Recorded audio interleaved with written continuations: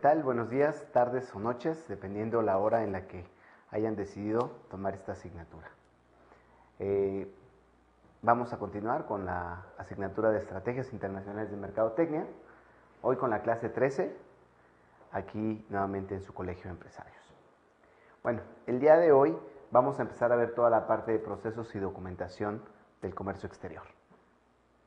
Comenzamos. Para la parte de documentación, una parte muy importante es la propiedad intelectual. Ya habíamos platicado que en un proceso de internacionalización existían dos entidades importantes. Uno, nuestro propio Instituto Mexicano de Propiedad Industrial, que se llama INPI, y el OMPI, que es la Organización Mundial de Propiedad Industrial. Esta organización mundial, bueno, pues al final del día nos apoya en que nosotros podamos exportar un producto a otro país o importar un producto a nuestro país y poder regular la propiedad industrial que tenemos con ese mismo nombre de marca o producto. Recordemos también que existen muchos tipos de registros. Es no solamente la marca o el producto, sino también nosotros podemos empezar a registrar cuáles son las cualidades del propio producto, es decir, si puede ser una marca tridimensional, el tipo de envase que nosotros estamos ocupando, ¿no? El eslogan, y si existiera alguna publicidad, también es importante que tenga un registro, ¿no? Entonces puede haber registros de dimensión. Bueno, vamos a tener aquí lo que ustedes están viendo en su pantalla, es esta obtención de licencias y permisos, ¿no? Es uno de los documentos que necesitamos para poderlo tener. En el caso de la propiedad industrial, bueno, pues podemos tener estos tipos, ¿no? Lo que nosotros conocemos como invención, patente, modelo de utilidad o diseño industrial. La invención, cuando nosotros hablamos de una patente como tal, nosotros hablamos de un cambio físico o químico de la materia, ¿no? En donde nosotros estamos haciendo algo que jamás antes había existido. Y entonces, bueno, pues le podemos llamar invención. Generalmente lo hacemos con productos de orden químico, ¿no? Aunque, bueno, pues también hoy las patentes están en los tipos inclusive de granos que se venden en el mundo, ¿no? Es decir, hay ya nuevas especies que hacen que el tiempo de cultivo sea menor y obviamente se eficienta el número de toneladas que nosotros podemos obtener por metro cuadrado, por hectárea cuadrada, ¿no? Pero bueno, esta es una invención, esta es una patente. El modelo de utilidad es cuando materia que ya conocemos, materia física que ya conocemos, es decir, aluminio, madera, hierro, ¿no? Los utilizamos de tal manera en su diseño que nosotros podemos crear un producto a través de eso. Entonces, si yo creo una pinza, si yo creo una herramienta, ese se llama modelo de utilidad. No es una invención como tal, es un modelo de utilidad porque yo, utilizando las materias primas existentes, que ya son conocidas, y solamente dándoles a cada una materia prima una función basada en un diseño, entonces es como nosotros podemos encontrar nuevas tareas. Entonces, de repente hay algunas pinzas, por ejemplo, para abrir estas latas que luego de repente los frascos de mermelada son muy difíciles de abrir. Bueno, pues podemos utilizar este tipo de pinzas. Bueno, este tipo de pinzas es un modelo de utilidad, no es un invento como tal, ¿no? Es un modelo de utilidad. Y así cualquier cosita que nosotros queramos hacer, simplemente que le cambiamos algunas cosas, se va a llamar modelo de utilidad. El mismo micrófono con el que yo estoy transmitiendo ahora, si yo quisiera hacerle algún cambio, no se llama invento como tal, es un modelo de utilidad. Es algo que ya existe, pero que le queremos cambiar. O puede ser un diseño industrial.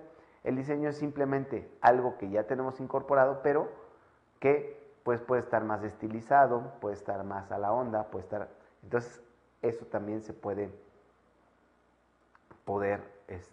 registrar como una propiedad industrial, intelectual. También tenemos los signos distintivos. ¿Qué signos distintivos tenemos? Bueno, pues puede ser la marca, el aviso comercial, el nombre comercial y los diseños. El nombre comercial es como se denomina al negocio en el área de influencia, ¿no? Por ejemplo, yo tengo un negocio, ese nombre comercial, yo le pongo abarrotes X, bueno, si así se le denomina sobre esa área comercial, se le da ese nombre comercial. Entonces es importante hacer esa diferencia, ¿no? Bueno, ahora, dentro de esta lámina, lo que les puse es, por ejemplo, esta rocola, ¿no? Ahí ven una imagen de una rocola, ¿no? Que antes, pues esta rocola, pues tenía solamente 120, hasta 120 canciones, o 120 discos que podía manejar, ¿no? Una rocola. Y pues pesaba, pues 70 kilos, ¿no? Bueno, pues ahora, a través de esta parte de la propiedad intelectual, pues podemos tener un pequeño dispositivo que todos conocen como un iPod Nano, ¿no? En donde pues podemos tener cerca de 15,000 canciones en solamente 300 gramos. Esa es la diferencia en la que nosotros podemos empezar a trabajar en términos de la propiedad intelectual, ¿no? Pero si lo vemos desde este punto de vista, pues como tal, no es una invención, es un modelo de utilidad, es cómo a los materiales que ya existen les hemos dado un nuevo uso. Y este uso, pues lo que hace es reducir el tamaño de toda la música que nosotros podemos tener en una rocola en un dispositivo tan pequeño como este, ¿no? Bueno. Propiedad intelectual. Pues existen dos grandes grupos de propiedad intelectual. Ya vimos los primeros, que es toda la parte de las patentes. Pero también tenemos esto que nosotros conocemos como derechos de autor. El derecho de autor, bueno, pues al final del día también genera un derecho patrimonial o un derecho moral. ¿Qué podemos nosotros poner en un derecho de autor? Bueno, en un derecho de autor nosotros podemos tener registrados libros, programas de cómputo, cualquier cosa similar. Similar, por ejemplo, de repente los arquitectos hacen una muy buena, un muy bueno mapa o levantamiento o una buena estructura de edificio. Bueno, ese mapa con el que ellos hacen sus estructuras de edificio, ese plano es un plano que tiene un derecho de autor como tal. La obra maestra ya puesta, o sea, el edificio como tal, pues ya tiene otro tipo de esquemas, ¿no? Sin embargo, podemos nosotros registrar el derecho de autor. ¿Quién fue el autor a través de los planos, ¿no? Entonces, los planos tienen una cosa bien interesante. Y eso sucede para todo tipo de cosas, ¿no? Un vehículo, una aeronave, una nave marítima, bueno, puede ocupar ese tipo de cosas. Entonces, no solamente son libros, programas de cómputo y cualquier otro que pueda ser parecido a estos, ¿no? Licencias o autorizaciones en uso, bueno, pues aquí ya los podemos dividir en estos, ¿no? Lo que le llamamos invenciones, que son estas patentes, los modelos de utilidad y los diseños, y los signos distintivos, que pueden ser las marcas, los avisos o los nombres, ¿no? El aviso comercial, recuerden que son los eslogans, lo que nosotros conocemos como un eslogan, ¿no? A que no puedes comer solo una, es un eslogan. Propiedad intelectual. Bueno, pues la propiedad industrial, hay creaciones nuevas de nueva patente, por ejemplo, pues lo que nosotros conocemos como patentes, modelos de utilidad, diseños industriales, dibujos y diseños, certificados de invención, derechos vecinos, secretos industriales, variedades vegetales y circuitos integrados. Ya hablamos muchos de estos, ¿no? Signos distintivos, como signos de derechos de registro, son marcas, todo tipo de signo distintivo visible que distinga un producto de otro, que pueden ser pues algo que nosotros llamamos nominativas o innominadas, ¿no? Nominativas o innominadas es, por ejemplo, si yo pusiera esta palabra,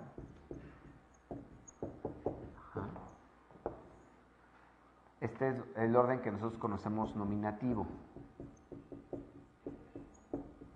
¿no? A pesar de que tiene sus diferencias en estas tres letras,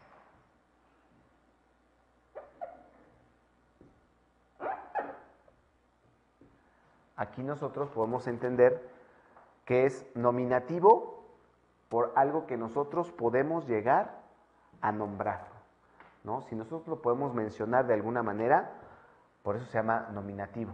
E innominado, entonces una marca nominativa es cuando, por ejemplo, yo así le llamo a esta marca, Sabritas, ¿no? Suena igual, es como, es una marca nominativa.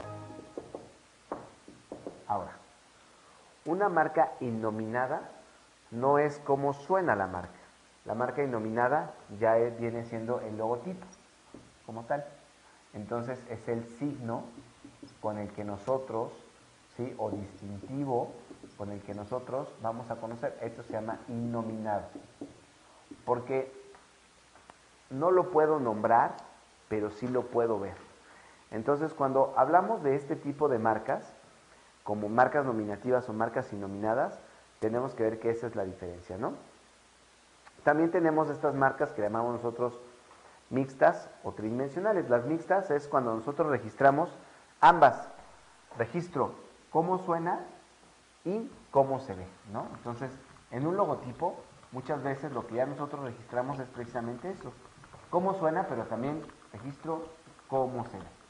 Entonces, es lo que nosotros llamamos como mixto, ¿ok? Y tridimensional es cuando yo, por ejemplo, en el arte del diseño de lo que yo hago, bueno, pues yo genero una marca tridimensional que puede ser como esto, ¿no?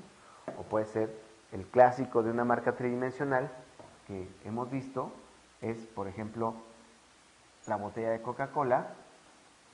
Esta es una marca que nosotros conocemos como marca tridimensional porque lo que estamos registrando en esta marca tridimensional es justo la estructura del diseño, ¿no? Entonces, por eso se llama marca tridimensional. Bueno, tenemos estos avisos comerciales que ya vimos que son todo lo que nosotros conocemos como publicidad o slogans. Los nombres comerciales, la denominación de origen. Denominación de origen es cuando un producto, por tener mucho tiempo, por costumbre en un lugar, bueno, gana una denominación de origen, ¿no? Como el tequila, como el mezcal, como el whisky, ¿no? Ellos han ganado ya una denominación de origen, ¿no? Incluso la champaña ya la tiene. Bueno. Entonces, lo primero que tenemos que hacer es verificar que dentro de mi documentación yo pueda tener el derecho de autor de lo que yo voy a exportar o importar, ¿no? Que yo voy a tener el derecho de utilizar la marca en lo que voy a importar o lo que voy a exportar. Que yo voy a poder también utilizar el aviso comercial para un comercial si es que yo quiero promover el producto en otro país. Entonces, ¿cómo quiero yo utilizar ese comercial para poderlo promocionar? Y obviamente, pues ya con todas esas características yo ya me puedo dar una muy buena idea de todo lo que debemos utilizar. Bueno, hay algunos otros elementos clave en términos científicos. Por ejemplo, esto que nosotros llamamos la declaración precisa del embarque, ¿no? En esta declaración precisa del embarque, bueno, pues si yo ya vi que toda la parte intelectual ya la puedo pasar, bueno, pues ahora aquí ya puedo empezar a poner pues la descripción del bien, una descriptiva muy buena del bien, cuál es su naturaleza, ¿no? De dónde, cuál es el origen y el estado del bien, ¿no?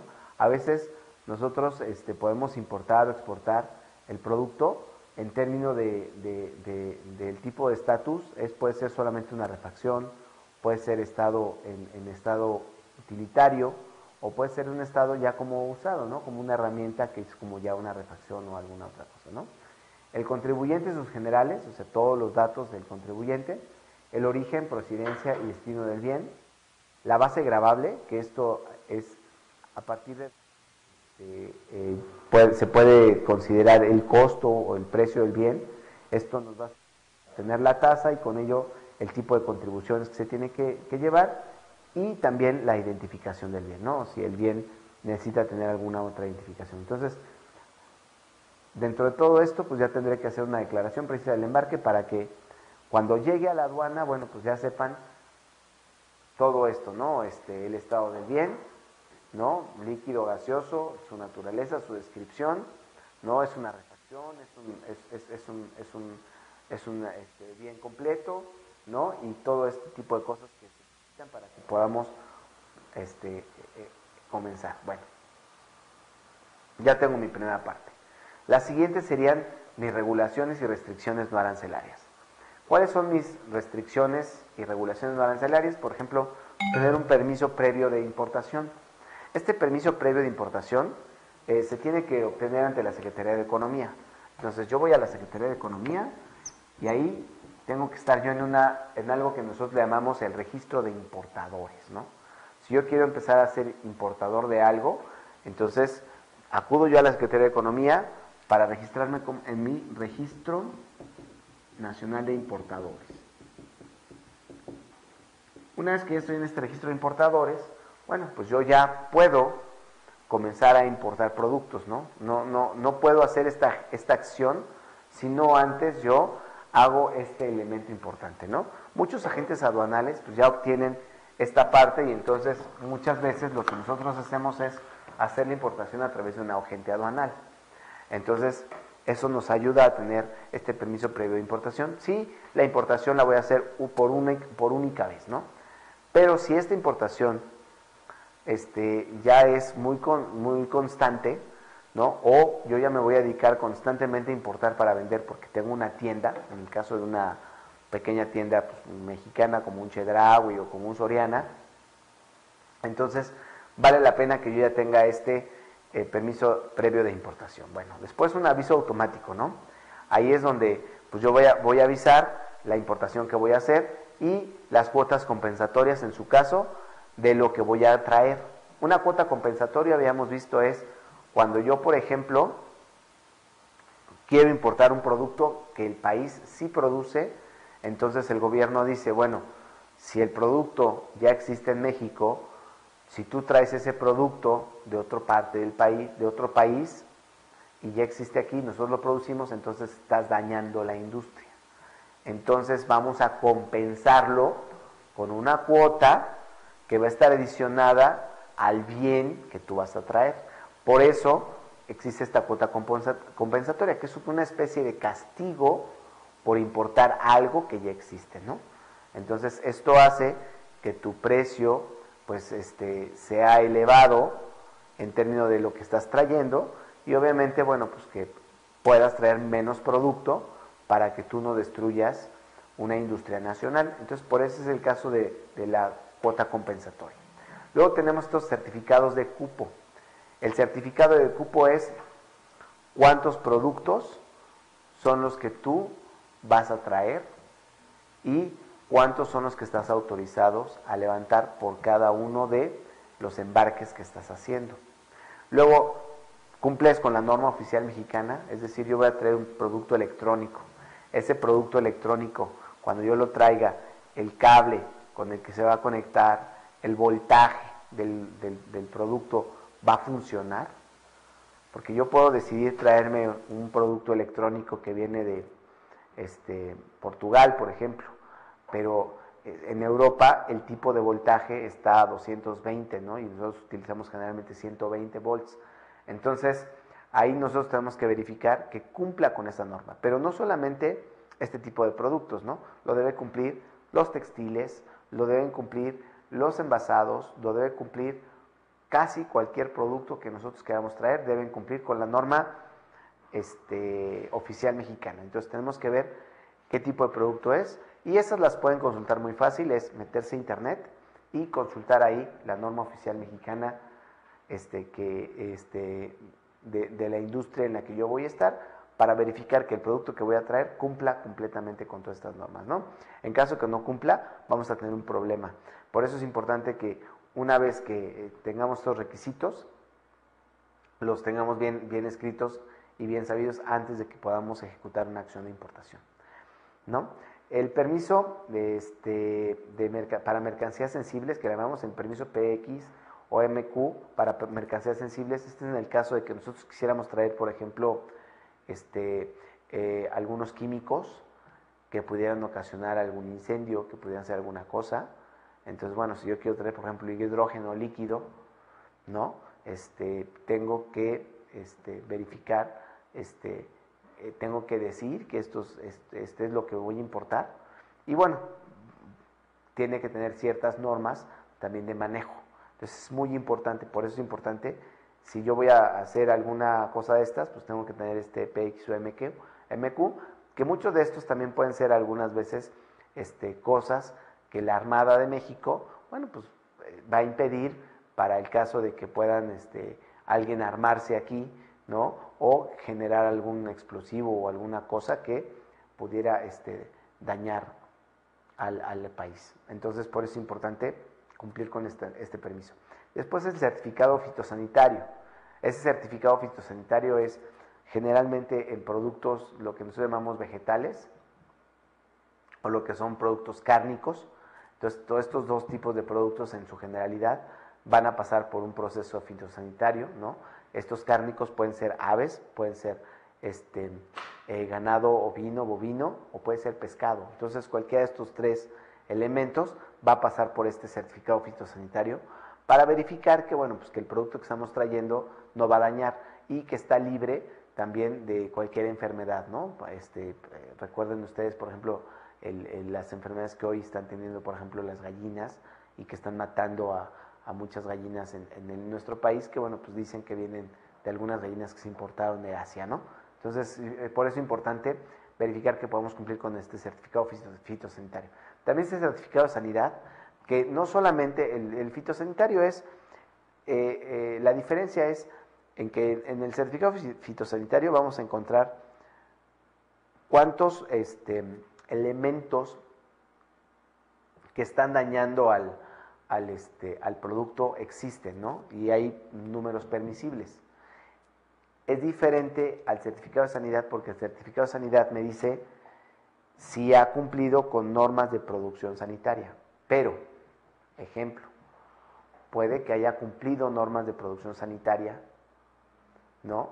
Pero que el producto a lo mejor ya esté fuera de una caducidad, ¿no? O que el producto, porque se abrió, esté ya generando algún bicho o tenga alguna enfermedad. Entonces son dos cosas diferentes. Uno es, el certificado de sanidad es, el producto se elaboró bajo normas salubres, sí.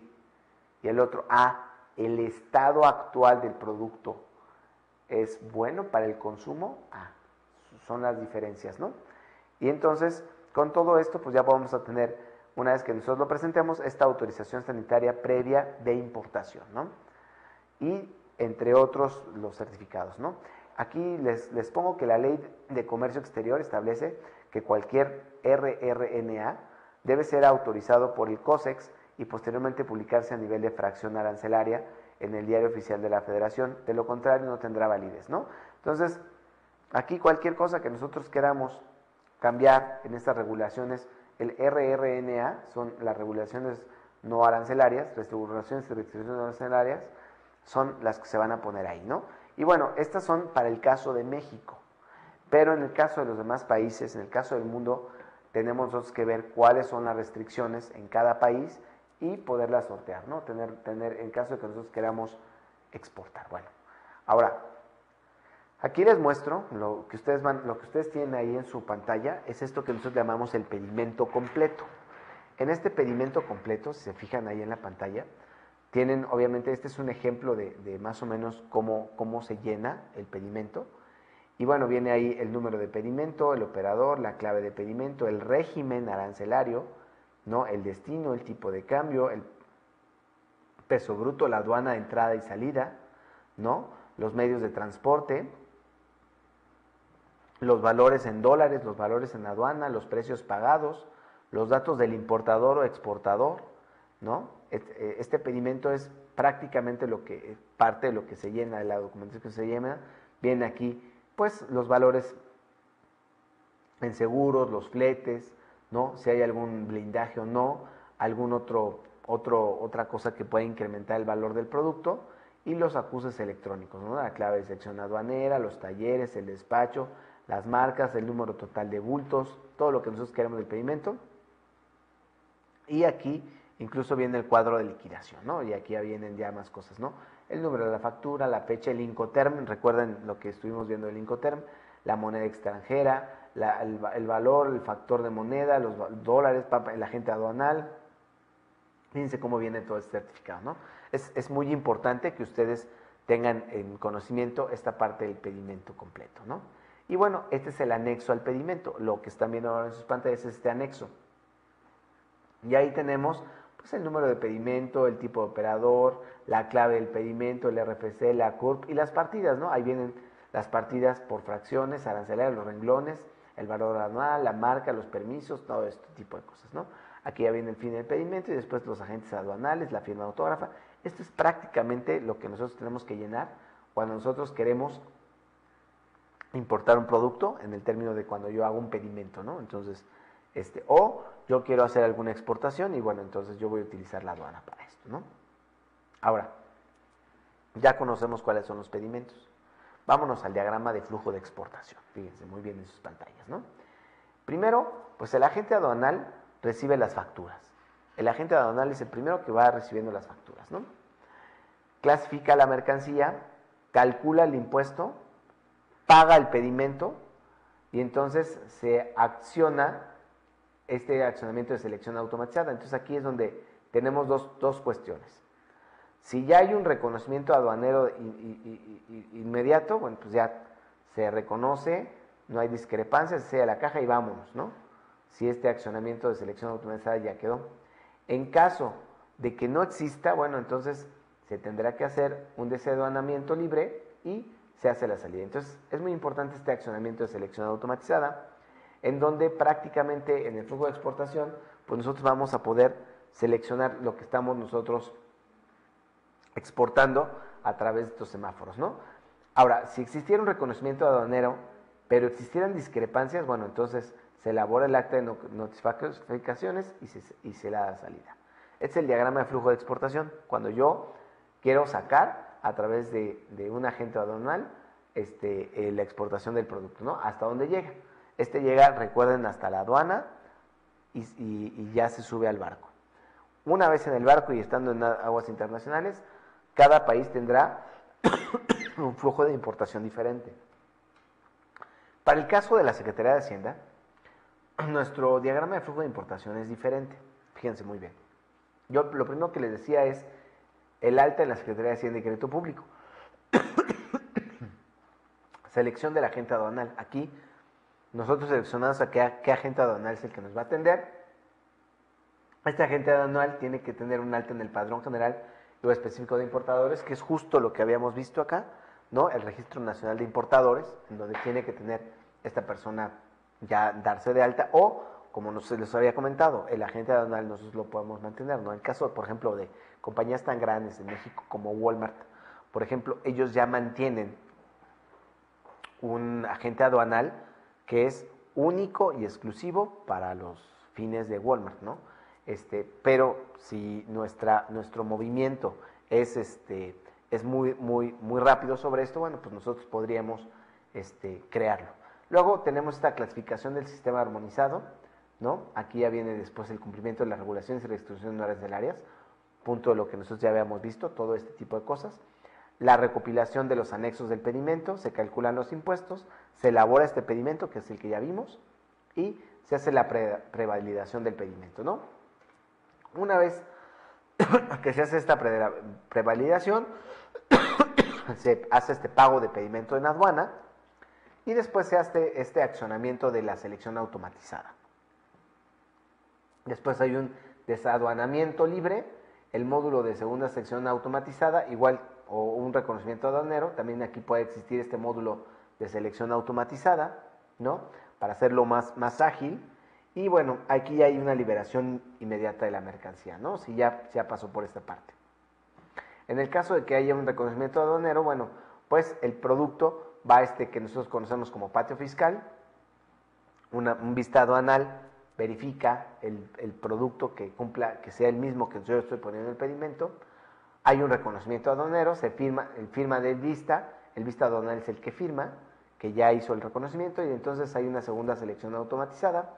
Y en esta selección automatizada, bueno, pues ya verifican que todo que todo esté en esa parte. En caso de que exista algún problema, entonces se puede detener, se hace un embargo precautorio de la mercancía y se detiene, ¿no? En caso de que hayan encontrado que el producto no coincide con lo que yo voy a enviar por cualquier cosa, entonces se hace una detención del producto y se hace este embargo que le llaman embargo precautorio, ¿no? Por precaución de que vaya a salir algún producto que no deba salir del mercado. Y después existe esta salida de mercancía. ¿Ok? Entonces hasta ahí, ya con esta salida de mercancía, pues esta ya llega al destino de donde nosotros lo queremos exportar, ¿no? Bueno, ahora, perdón, de donde nosotros lo estamos importando, ¿no? Llega al destino de lo importando. Bueno, el agente aduanal.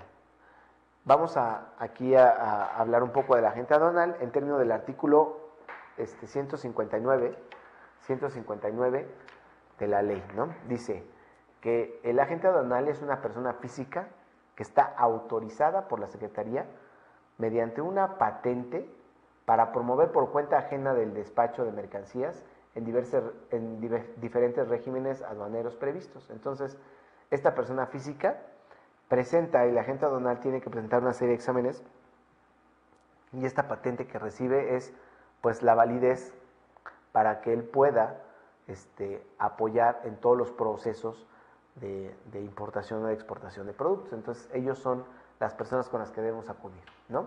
Bueno, son representantes legales de los importadores y exportadores y tienen actuaciones que derivan en el despacho aduanero. Entonces ellos despachan tanto la importación como despachan la exportación. Existen notificaciones que derivan en este despacho aduanero, o sea, no solamente actúan en términos de que ellos mueven la mercancía, sino también notifican. En el caso de que exista alguna inconsistencia, ellos son las personas que, bueno, pues están poniendo su nombre y su apellido para decir que lo que están ellos enviando es real o no es real. Y cuando se trate del acta o del escrito a que se refieren los artículos 150 y 152 de esta ley, y ya vimos algunas cosas, ¿no? Por ejemplo, los embargos precautorios que ellos pudieran en su momento tener. Bueno, ¿cuál es la responsabilidad de un agente aduanal? Pues fíjense, el agente aduanal es responsable, pues obviamente de la veracidad de la mercancía y del destino al que va la mercancía, de determinar el tipo de régimen aduanero que esa mercancía tiene, de la correcta clasificación arancelaria de mercancía. Existen diferentes tipos. Yo podría, por ejemplo, agarrar y decir, bueno, esto es un vegetal y lo voy a clasificar como vegetal, pero si este vegetal lo voy a llevar congelado, su clasificación arancelaria cambia como un congelado. Entonces eres responsable de decir, no, pues el producto va en un término ya de cierto proceso, ¿no? Puede ir como un proceso primario o secundario de producción, es decir, solamente congelado para que después allá sea envasado, ¿no? En el caso de, imaginémonos, por ejemplo, cuando nosotros queremos exportar o importar naranjas para hacer jugo en una compañía, bueno, pues nosotros podemos importar o exportar las naranjas solas, normales, o podemos ya tener esas naranjas exprimidas y importar ya los galones de jugo natural congelado, por ejemplo, ¿no? O ya adicionarle algo a ese producto y entonces ya es un producto semiprocesado que es un jugo natural, es un concentrado de jugo natural, ¿no? Congelado, que además tiene adicionados ciertas cosas. Entonces ya ahí cambia el régimen, la clasificación arancelaria en la que está y obviamente el régimen aduanero en el que va a estar, ¿no? Y en el cumplimiento de las obligaciones y el RNA, que son lo que nosotros estábamos viendo, las regulaciones no arancelarias, ¿no? Entonces tiene que cumplir también con estas obligaciones y entonces él es el que dice, sí cumple con todas las obligaciones de la regulación no arancelaria. Dentro de las cosas en las que un agente aduanal no es responsable, bueno, pues no es responsable del pago de las sanciones o de las omisiones resultantes de datos que proporcionados por el contribuyente sean inexactos o falsos. Entonces, puede existir el caso de una persona que quiera hacer que un agente aduanal exporte ciertos productos y que, bueno, pues le esté presentando la falsificación de la documentación. Aunque ellos tienen base para poder verificar todo ese tipo de cosas, bueno, pues si la persona no paga el agente aduanal no es responsable, ¿sale? Él no es responsable. El responsable es el contribuyente, que es el que quiere sacar el producto, o el contribuyente que es quien compró el producto y lo metió al país. Él es el responsable. El agente aduanal solamente funge como un tercero que apoya al proceso de importación o apoya el proceso de exportación.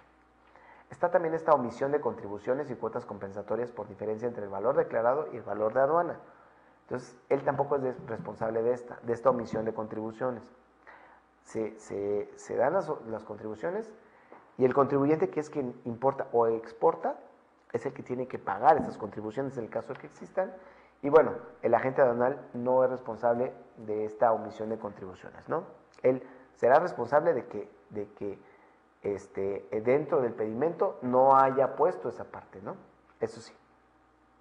O de la omisión de contribuciones que se deriven de la aplicación del arancel preferencial cuando se requiera el certificado de origen, ¿no? Entonces, en el caso de certificados de origen, por ejemplo, para el caso de México, si nosotros quisiéramos exportar tequila, bueno, debería existir un certificado de origen para que yo pueda denominarle que la exportación está siendo de tequila y no de una bebida de agave azul, ¿no?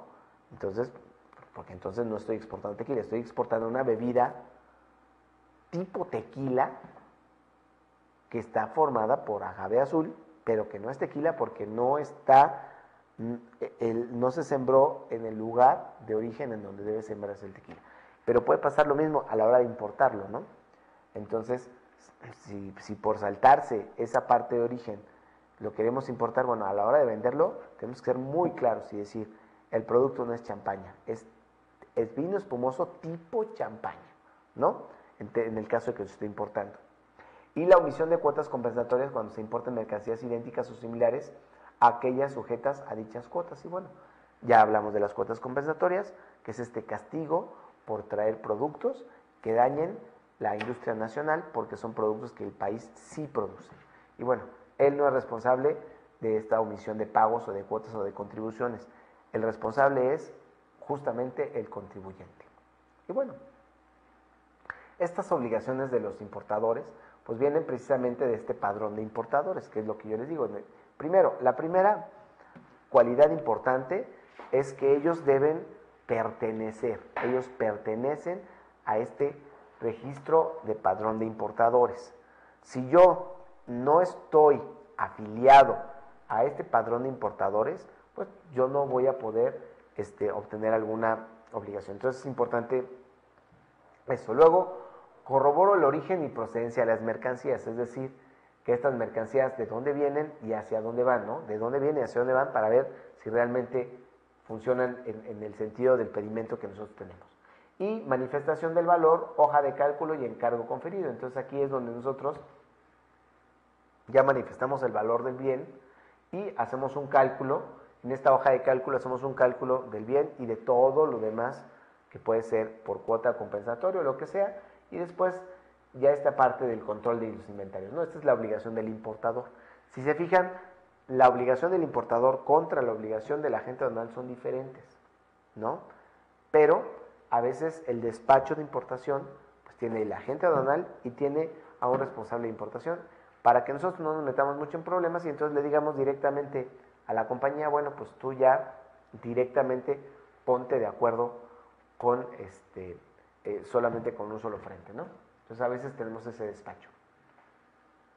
En esta manifestación de valor, lo que podemos ver es, esta manifestación de valor se fundamenta en el anexo 5, ¿no? De todo lo que es la reglamentación para la parte de exportación y debe ir dirigida a la autoridad aduanera con al menos, y viene aquí, el número de hoja respecto al total, el nombre o razón social, registro federal de contribuyentes y domicilio fiscal de los vendedores en el extranjero,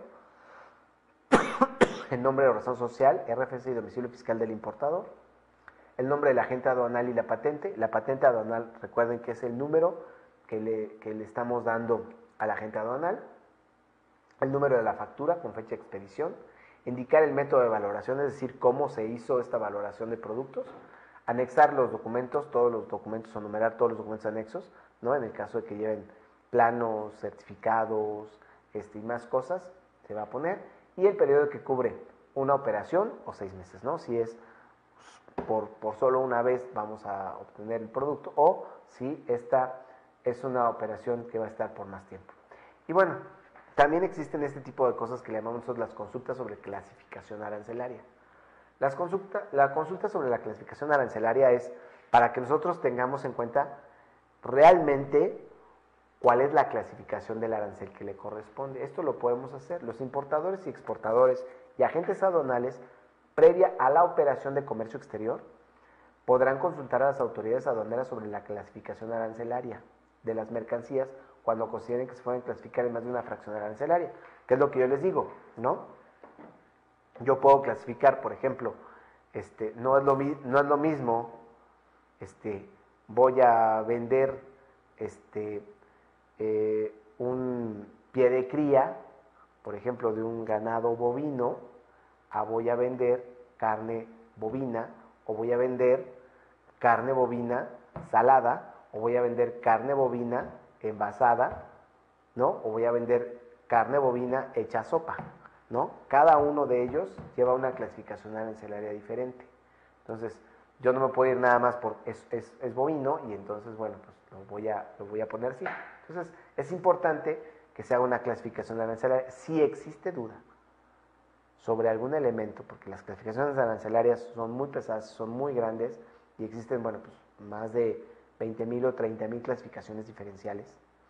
Entonces nosotros, pues lo que podemos hacer es acudir precisamente a hacer esta clasificación arancelaria para que la autoridad nos apoye y entonces nosotros tener en cuenta qué es la clasificación que nosotros necesitamos. Para realizar esta consulta sobre la clasificación arancelaria es importante, bueno, primero pues presentar la consulta, ¿no? Luego cumplir con los con los requisitos del artículo 18 del Código Fiscal de la Federación.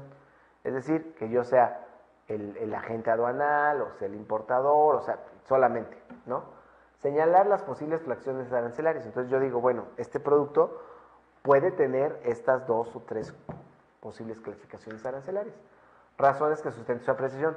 Yo considero que es esta, porque es un cárnico que lleva esto, ¿no? Que lleva adicional esto, pero hay que poner bien la razón. Y puede pasar con madera, materiales, con cualquier tipo de cosa, ¿no? Anexar muestras, catálogos y demás elementos que permitan identificar la mercancía. Entonces aquí podemos poner cualquier otro tipo de cosas para que realmente se pueda resolver esta parte. Y no, para resolver las consultas, las autoridades aduaneras podrán apoyarse en dictámenes técnicos del Consejo de Clasificación Arancelaria. Entonces, en caso de que ellos no puedan, entonces mandan un dictaminador que verifique la mercancía y que él nos pueda dar en concreto cuál es la clasificación arancelaria, ¿no?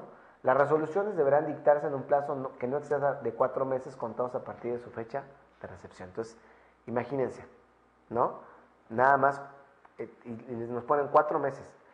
Depende mucho los planes que nosotros tenemos, tanto de importación como de exportación, ¿no? Por eso es importante que este tipo de cuestiones las tengamos resueltas antes de que nosotros podamos hacer todo nuestro plan, ¿no?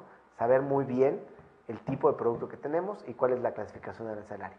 Y obviamente, si vamos a hacer un esfuerzo de este tamaño, bueno, pues sería bueno que este esfuerzo se fuera haciendo, pues poco a poco, ¿no? Ahora, otro tipo de las obligaciones que tenemos, pues la contabilidad y los registros, ¿no? La contabilidad del comercio exterior. Aquí podemos tener esta contabilidad que le llamamos legal, tenencia, manejo, introducción, estancia para las auditorías y verificaciones, es decir, la legal, la tenencia del producto, en dónde está, o en dónde quedó, o a dónde se lo vendí, cómo fue manejado, cómo fue la introducción y la estancia del producto aquí en el país. Y ojo, esto es muy importante, porque yo les decía que de repente, en este tipo de productos, hay veces que nosotros, pues, se hacen terciadas, ¿no? Es decir, yo traigo un producto para armar un producto nuevo. Es decir, imagínense que yo traigo llantas chinas, por ejemplo, para armar un vehículo y después exportar el vehículo a Estados Unidos. Entonces, el vehículo, si trae llantas chinas y muchos de los implementos que trae el producto, es el 70% más de los materiales que tiene son chinos, bueno, entonces el producto no se considera un producto hecho en México. Es un producto ensamblado en México, pero no quiere decir que ha sido fabricado, porque todas las partes, más del 70% de la procedencia de las partes, vienen de China. Esto es muy importante porque con esto nosotros podemos empezar a tener un registro de importaciones que a veces son importaciones solamente por un periodo, ¿no? Van a venir, se van a incorporar a un producto y después van a salir. Entonces, por eso es importante ver el manejo, en esta parte del manejo, la introducción, la estancia para estas auditorías o verificaciones, ¿no? ¿Qué hicimos con esos productos? Y que después, en el caso de que exista una demanda del otro país, porque nosotros estamos ejecutando algún dumping, bueno, pues entonces nosotros tengamos todas las reglas en concreto. Y bueno, la documentación aduanera cuando se trata de importaciones y exportaciones, la documentación de reventa cuando no hay importación y toda esta parte que es para la deducción de compras en el extranjero, ¿no? Porque en el extranjero pues no es lo mismo deducir compras en el extranjero como aquí en México, ¿no? Para poder deducir las compras en el extranjero, pues allá no llevan los mismos formatos que llevamos nosotros, ¿no? No hay un desglose de IVA de la misma manera como lo existe aquí, ¿no?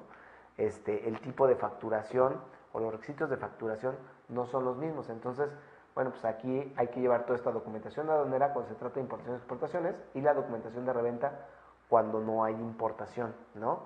Es decir, a quién se está revendiendo el producto. Entonces es importante esta parte. Y el control de inventarios, acreditando la compra del inventario, el registro de la contabilidad, la evidencia del destino, ¿no? En su caso, que es un activo fijo, el costo de producción, el costo de venta y bueno, descargar todo lo que el Código Fiscal de la Federación en el artículo 29A maneja. Tratamiento sobre el impuesto de utilidades. Bueno, ahora ya llevo la contabilidad, ahora, bueno, pues voy a ver cómo es el tratamiento. Primero, quién es el causante del impuesto, cuál es su residencia fiscal, cuál fue su fuente de ingreso, ¿no?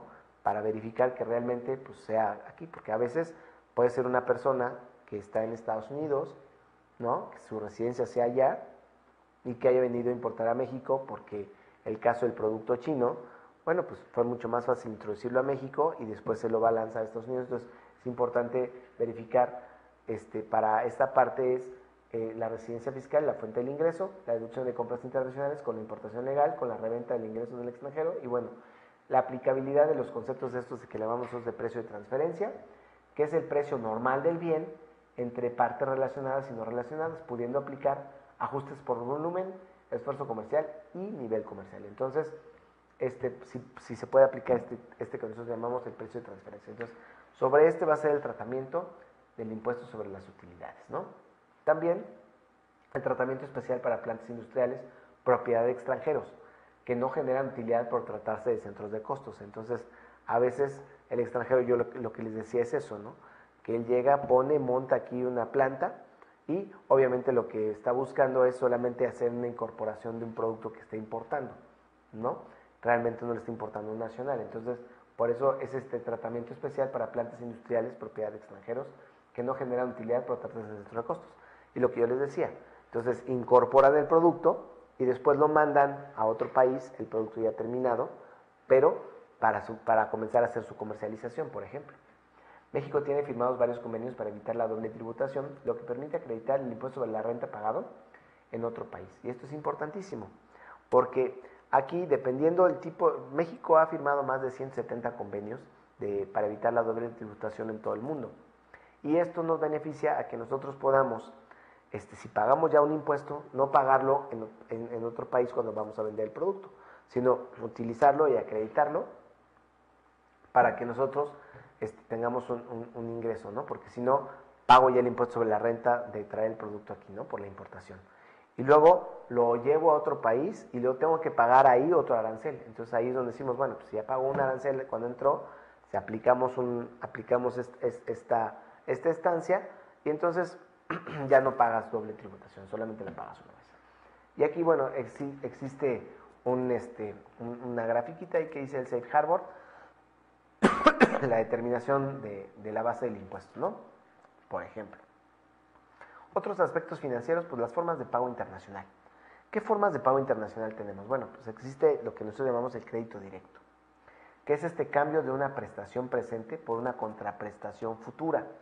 Se trata de un cambio en la que una de las partes entrega de inmediato un bien o servicio y el pago correspondiente más los intereses vengados los que recibe más tarde. Entonces es un crédito directo, ¿no? Es decir, la propia compañía es la que decide que te abre el crédito y entonces dice, bueno, pues, tú le debes a la compañía y la compañía, bueno, ya acreditó y tiene las formas de poderte cobrar y todo lo demás. Eso puede ser un crédito directo. Ahora, existe otra cosa que le llamamos el crédito documentario, que es la forma más común, es esta carta de crédito.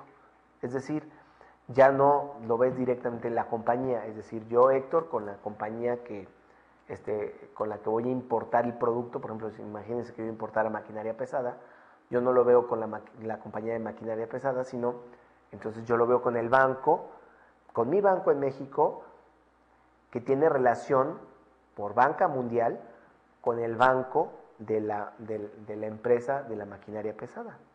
Entonces, si yo importo esa maquinaria pesada aquí a este país, yo hago ese procedimiento de importación. Inmediatamente que yo hago ese procedimiento de importación, hablo con mi banco porque no le puedo pagar. Y al yo hablar con mi banco para poderle pagar, pues ya lo que hacemos es esto, ¿no? Yo hablo con mi banco, el banco lo que normalmente hace es, genera un crédito entre bancos y entonces yo le debo a mi banco, ¿no? Y mi banco se pone de acuerdo con el banco de la otra compañía y es esta carta de crédito. Es este método para financiar un comercio exterior y asegurar el pago y la cobranza, ¿no? Porque yo ya lo voy a ver con mi banco. Consiste en una obligación escrita del pago por parte de un banco o institución financiera conforme a las instrucciones del comprador, de una cierta cantidad el vendedor, en un periodo establecido, y contra la entrega de ciertos documentos estipulados que demuestren la forma de envío de mercancía solicitada en tiempo y forma. Entonces, yo compro el producto, si el producto llega bien a México, y si el producto yo lo recibo y ellos ya, en ese momento, ya el crédito se generó, y entonces, bueno, pues mi banco ya le paga directamente al banco por banca mundial y entonces yo le debo a mi banco, ¿sale? Pero ya es una manera de cómo se hacen todo este tipo de reservas. Existen otro tipo de formas de pago internacional, lo que nosotros conocemos como el seguro de crédito, que es un servicio que protege el cobro de exportaciones, ¿no? De un país por parte de un asegurador, ya que los riesgos comerciales son riesgos políticos. Entonces, imagínense que el producto de repente no llega, ¿no? O el producto se hunde en el mar, o el producto se estrella en una aeronave, ¿no? O el producto, de repente cambian la política entre lo que iba a llegar el producto y lo que ya llegó el producto. Entonces, ¿quién paga eso? Pues, la aseguradora dice, no importa, yo te lo pago. Esa es la parte con la que el seguro va generando. O a través de estas cartas de crédito, que es este mecanismo de pago internacional que a través de diferentes características y alternativas aseguran el cumplimiento de un compromiso de pago mediante la intervención de una institución financiera contra la prestación oportuna y adecuada de los documentos que evidencian el envío del pedido y de los documentos legales que determinan la transmisión de la propiedad, así como los solicitados para la disposición de la manera fiscal, ¿no? Entonces, la carta de crédito, dijimos, la puedo sacar con mi banco o la puedo sacar con un banco de tercer piso, ¿no? En el caso de México es Bancomext. Aquí son el tipo de bancas de crédito. Aquí tengo las cartas de crédito, aquí tengo el banco notificador, los plazos que se estipulan en la carta de crédito, la duración, fecha y lugar del embarque, la presentación de los documentos y bueno, aquí tengo el banco emisor. Acuérdense que son dos tipos de bancos, ¿no? Las características igual, revocabilidad, acumulación, momento, el importador y bueno, aquí están todos los documentos que son exigibles, la factura, los certificados de origen, la inspección de calidad y seguridad y la lista de embarque. Todo esto para que entre el exportador y el importador, que son las dos piezas que tenemos aquí, el importador y el exportador, estén seguros de que pues uno va a enviar el producto y lo va a recibir y otro va a pagarlo en los momentos. Entonces para eso se saca esta línea de crédito o garantía de depósito colateral, ¿no? En este caso, bueno, pues pusimos ahí el Banco Nacional de Comercio Exterior, que el objetivo del Banco de Comercio Exterior pues, es brindar el apoyo a las empresas interesadas en negocios internacionales, impulsando el crecimiento y la participación en los mercados globales y ofreciendo soluciones integrales que fortalezcan la competitividad. Entonces, en este caso, el Banco Nacional de Comercio Exterior de México ofrece estas 5 cosas, ¿no? Uno, la asesoría como banco, para que tú sepas cuáles son los pasos de exportación o los pasos de importación. La capacitación, es decir, te va ayudando a que tú vayas conociendo más todo este tipo de cosas que sí, ustedes lo están viendo, no es algo muy sencillo. Cuando hablamos de trámites y de todo este tipo de cosas suele ser un poco áspero, ¿no? El financiamiento, es decir, si tú no tienes el dinero, bueno, pues ellos te ayudan incluso con estas cartas de crédito o con algunas cuestiones que ya vienen ahí puestas. La parte de la promoción, es decir, existen en el mundo, el Banco Nacional de Comercio Exterior tiene consejerías comerciales en todo el mundo, y entonces ellos lo que hacen, un consejero comercial, por ejemplo, en Francia, se lleva 15 o 20 productos de México y te ayuda a promoverlos en el exterior. Entonces, esto hace que tú, que no sabes francés, que no sabes la cultura del lugar, que no sabes a dónde tocar las puertas, bueno, pues nada más lo ves directamente con el consejero comercial en París, y el consejero es el que va directamente a las industrias a promover tu producto, ¿no? Y también te ayuda en esta parte que son las publicaciones, ¿no? Ellos tienen todo tipo de publicaciones técnicas y no técnicas, y cosas mensuales o boletines muy, muy puntuales diarios, en donde ellos te pueden decir, pues las tasas de interés, te pueden decir los términos de los tipos de cambio, te pueden decir muchas cosas en términos de la reglamentación que también existe en el momento, o los cambios que existan para eso, ¿no? Bueno, esta es parte de lo que te da el Banco Nacional de Comercio Exterior.